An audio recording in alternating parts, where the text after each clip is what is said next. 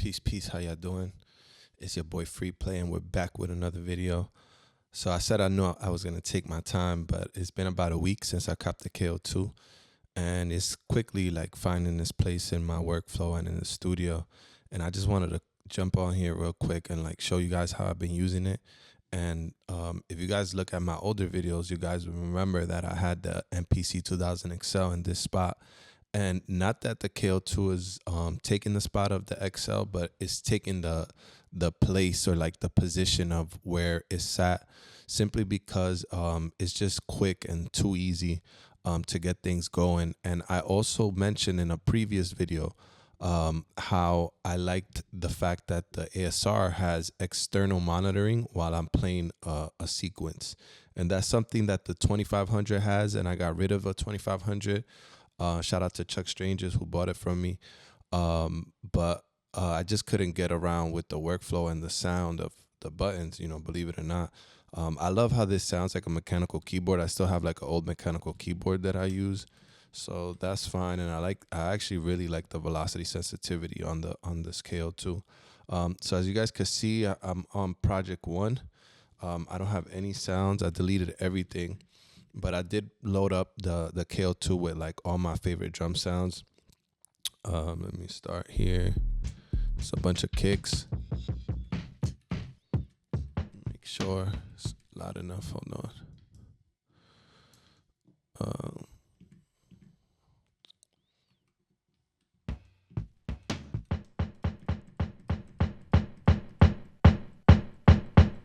Okay, but yeah, so I got a bunch of sounds here.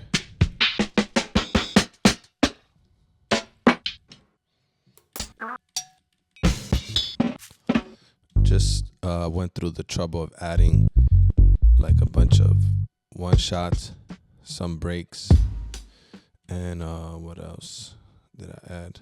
I did some music chops too. I think they're here somewhere in the 500s probably.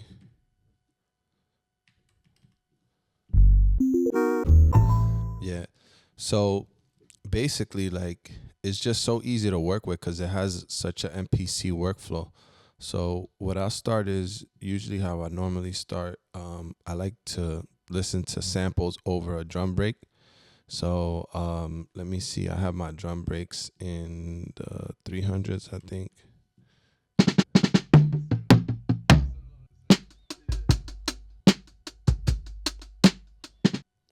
Yeah, I also like that it tells me like what's stereo, what's a mono sample, because I didn't even know some of my samples were mono, and I would use, it's kind of good to know like where your samples are sitting. And I like that this has that. I actually, when I first used to see the videos of the KO2, I thought that all this stuff, especially because I see people doing like these effects sends all the time.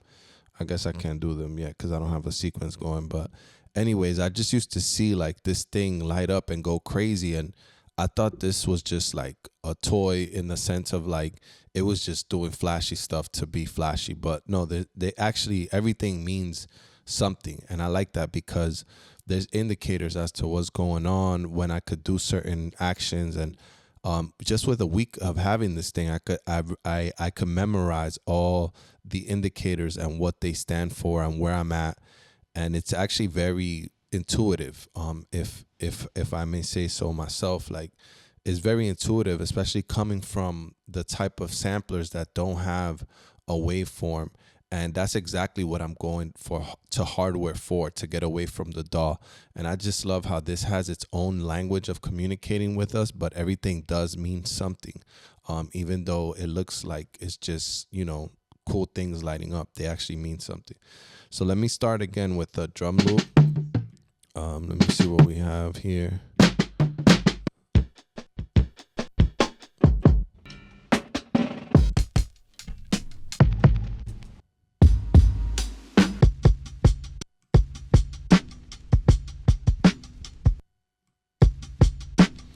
Okay, so this is gonna be like easier. I could just copy this and put it on this one as well. And then put this, edit the sound.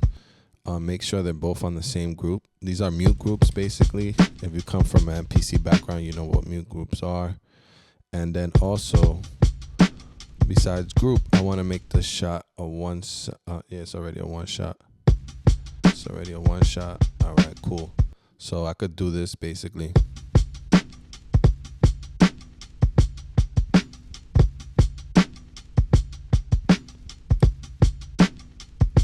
And basically make a whole loop, which is something that I've done on the ASR. So I basically like wrap my head around where the functions are, and it's just like a DAW. If you know how to use one DAW, I believe you could use any DAW you put your mind to. And same thing with a sampler. Like I just have a week with it, and I'm already like figuring out ways to do similar stuff that I did on the MPC or the ASR, but it's just the limitations that this has is different. But I could still get my way around getting like a loop going and just approaching this how I would produce any record, right? So let's find the tempo of that, and there's a tempo feature here, and you can hold the rhythm and tempo. I know there's a way to monitor where you're playing and also get the tempo like that, but I'm gonna just try to tap it and try to fit it in.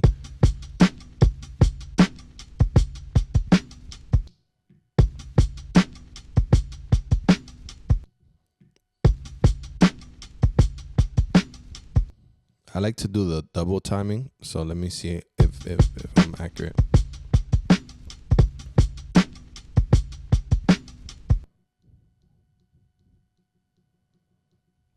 I think it might be around 157 or 160. Let's see.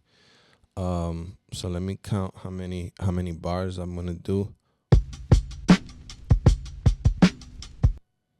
I'll probably do 4 bars. That way I could like do both pads. So let me see. I also want to turn off the velocity just so everything is kind of like at full level. And that's over here where it goes pad, enter, velocity, enter, off. So that makes everything full level. Yeah. All right, cool. So let me get that going. Record here. I could pick the length, which is going to be 4 bars. And then, so I could start record. I just hit, this is start basically on the 2000. Like doing this is kind of like hitting the play start instead of just play, because this will just start it from there. But anyway, yeah, it's going to be recording, and then I do this is play start. So it'll count me in.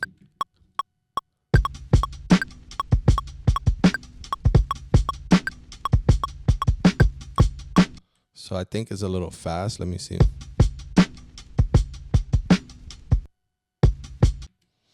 Yeah, I think it's a little fast. Let me see.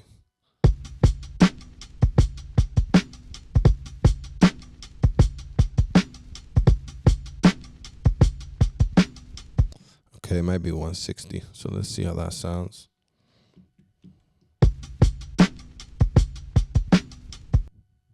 Okay, let me do it over.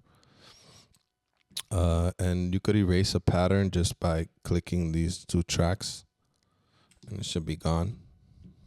Yeah. All right, I'm gonna record it again.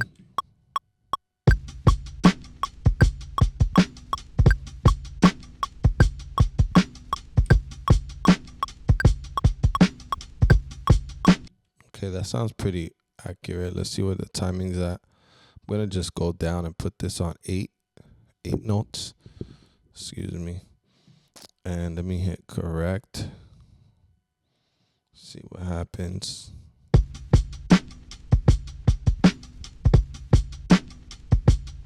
Yeah, I don't like how that's coming in.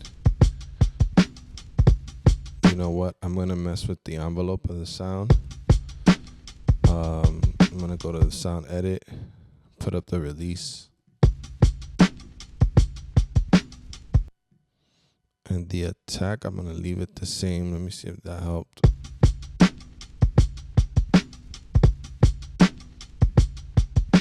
I think my timing was off also, but it could be the BPM. Might be a little too fast.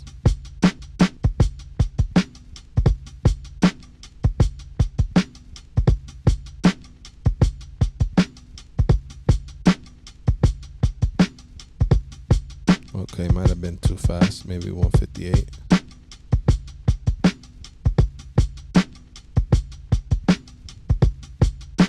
Yeah, I like that. I kind of like that has a bounce. Make sure my swing is also all the way down. Okay. That's just not gonna add any like too much timing correction. It does have quantize on, so you know obviously this is, I just want it to be pushed like to the one of the bar. And that sounds good to me. Let me play that back. Yeah. And then already I could start adding like a filter like I would on the ASR. So I could just assign my fader to this low pass filter.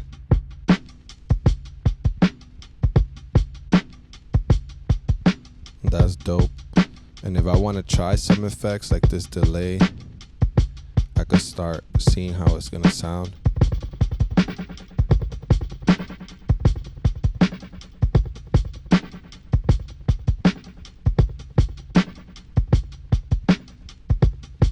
You know, but yeah, now I could quickly start going to like maybe my B bank.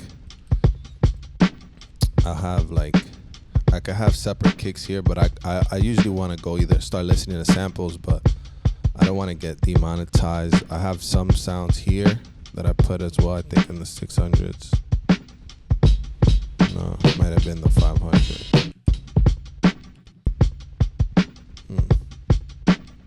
Still getting used to the navigation. Yeah. Okay. Let me just go down. Yeah.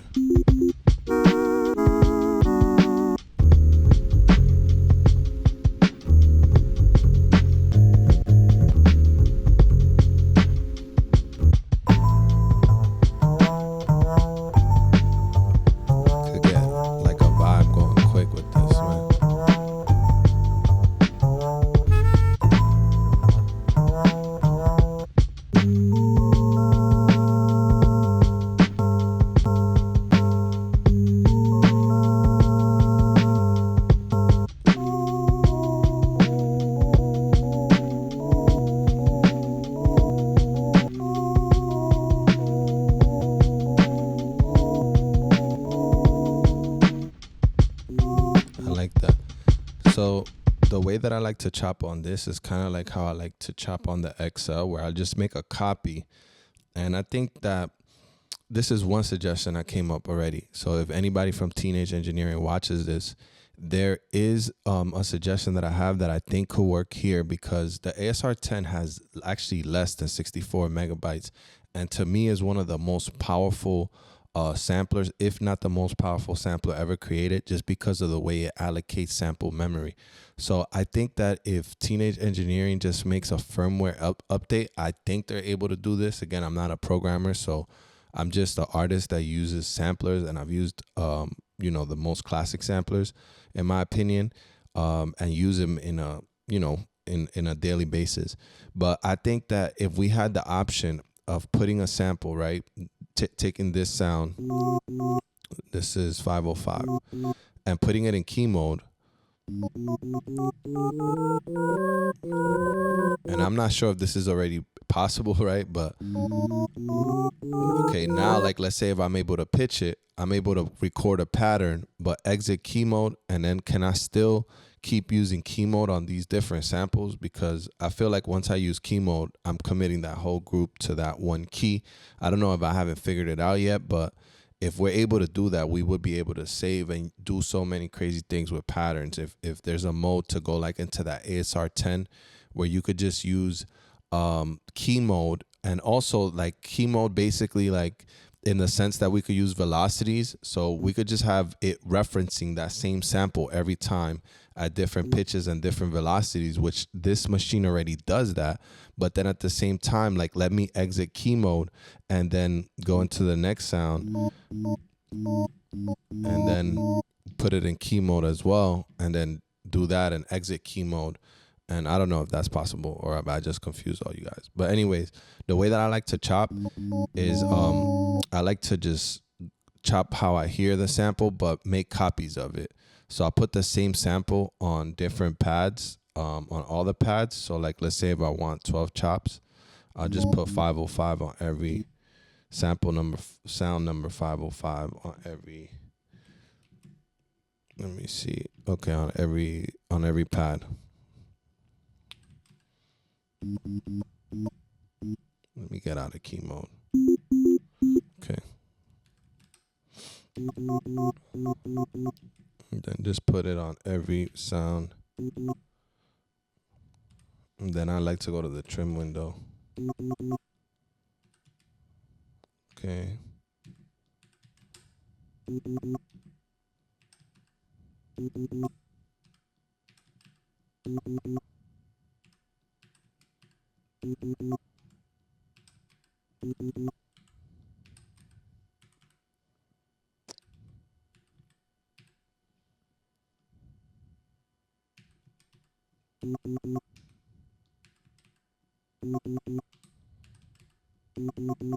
All right. So I got that sample on every one of the pads. Let me also go into my sound edit menu, shift sound, and go to group. Make sure that they're all on the same group so that they cut themselves off. I usually like that to start. And I sometimes have this, hold on, this MIDI group. It's all on the same group. So that's the mute group, the sound. So this is kind of like node off. And this is one shot mode, but it'll keep playing. It's kind of annoying. So when I'm chopping, I'll leave it on key because I kind of want it to stop once I let go for now. But yeah, I could chop like this because I could just leave it pressed if I want to hear more of the sample. And then where I like to chop, I could play this beat. Do I have that sample somewhere or something?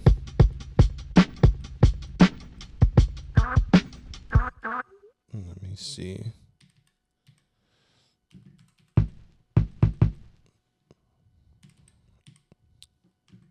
Okay. I don't want any sounds.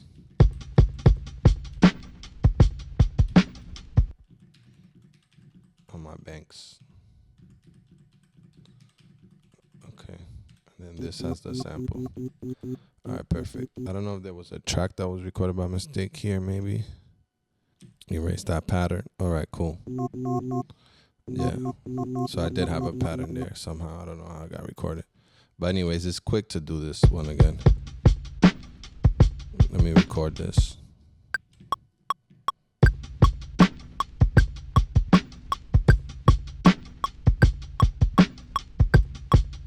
Okay, cool. And I got a little bit of delay on there. This, I'm not gonna send any effects to it yet. Let me just chop it.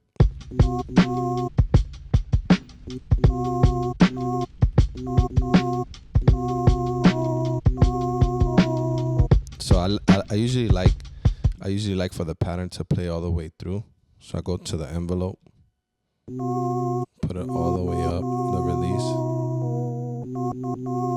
on all of them, because I want the sample to play all the way to the end.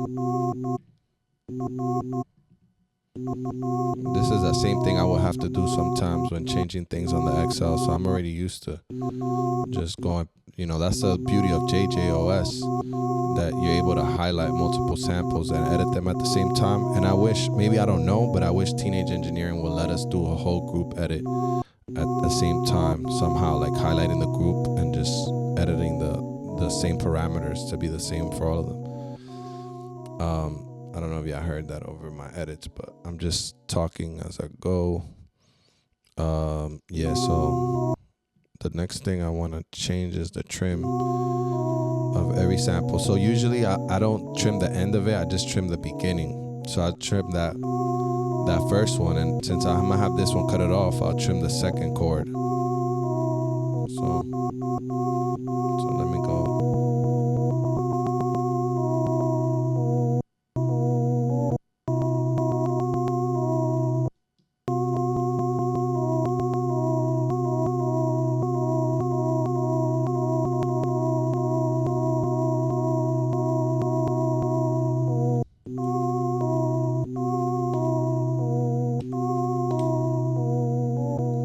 Yeah, so right there I already could go after that number here.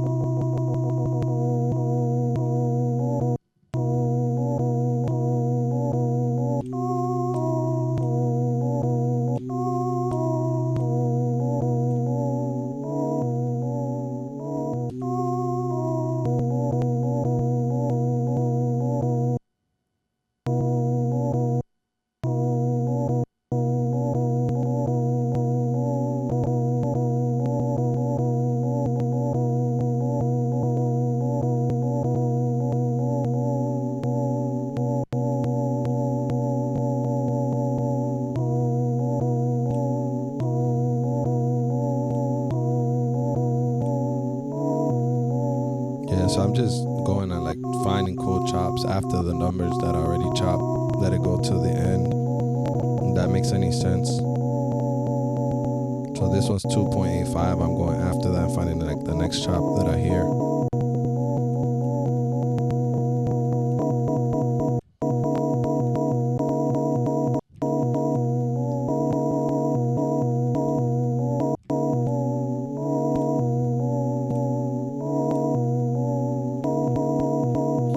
It's cool.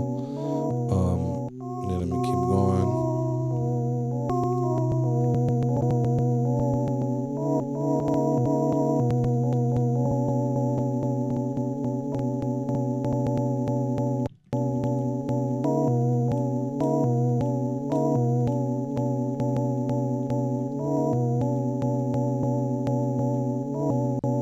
And I'm just using shift and the up and down to kind of like clean it up. Clean up the attack and that click. If I left it where it was, it has that little click. Sometimes I like that click, but other times I just like it to sound natural.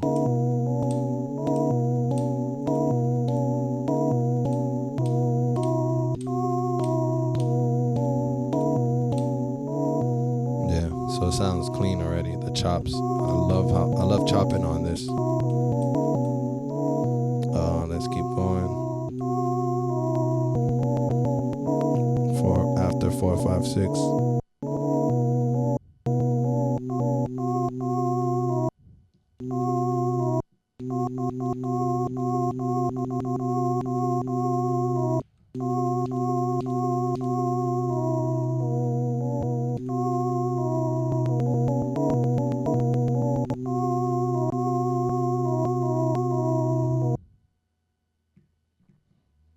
I guess that's the end. Oh no, that's not the end of the sample.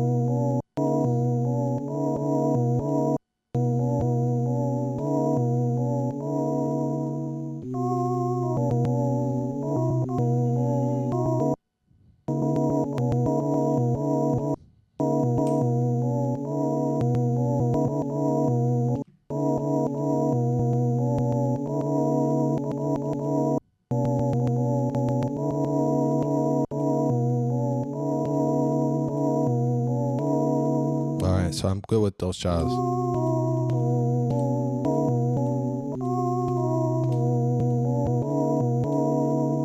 Alright, let's see how it sound over the beat.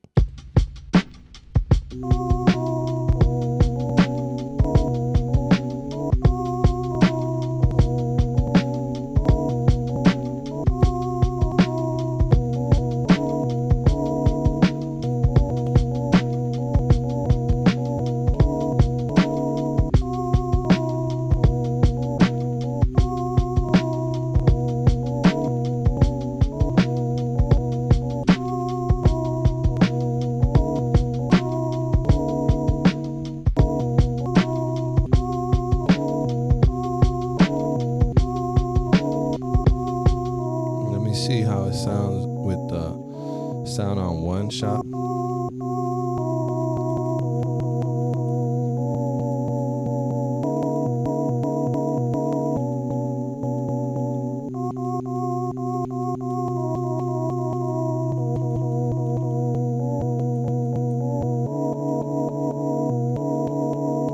Make sure I think my pad velocity just applies to everything, but I'm gonna make sure that is off.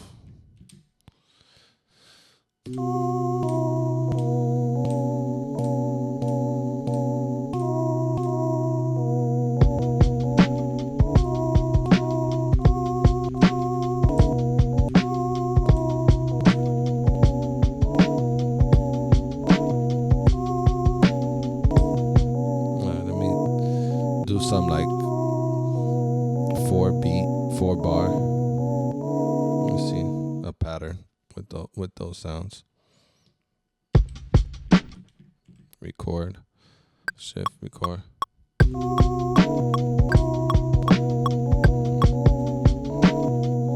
on, I didn't like that.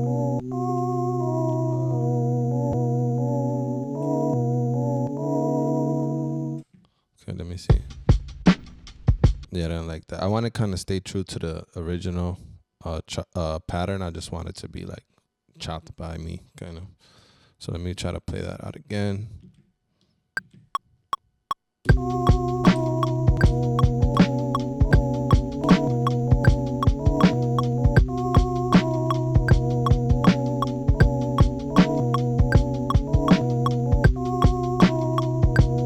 I like that. Started from the top. I want to find like some hat percussion. I think that's in the 300s for me.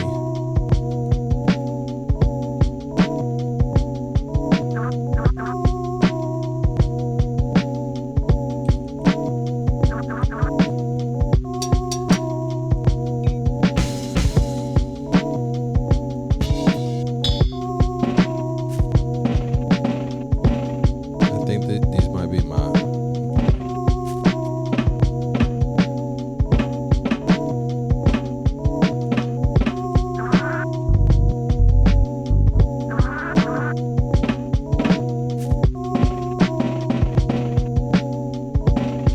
I always love that sound, man. I gotta put it in.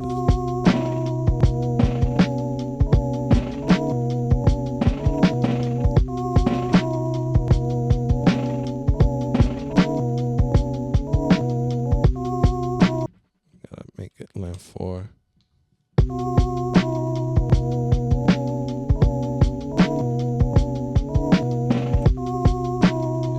Yeah, I definitely got to do that. All right, let me just get it out of my system.